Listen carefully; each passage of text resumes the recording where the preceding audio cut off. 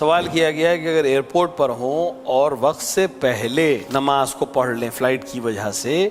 تو کیا دوبارہ پڑھنی پڑے گی؟ دیکھیں نماز کے لیے جو شرائط ہیں ان میں سے ایک شرط وقت ہے، لہٰذا وقت سے پہلے کوئی نماز نہیں پڑھی جا سکتی۔ اگر انسان مثلا جہاز میں بیٹھنے جا رہا ہے یا ٹرین میں بیٹھنے جا رہا ہے یا سفر کرنے جا رہا ہے اور اسے معلوم ہے کہ پوری مدت وہ سفر میں رہے گا، تو پھر جب اذان ہو گئی، جب وقت نماز داخل ہو گیا تو پھر جس حالت میں ہے اور جیسے ممکن ہے ویسے نماز پڑھے۔ مثلا ٹرین میں ہے،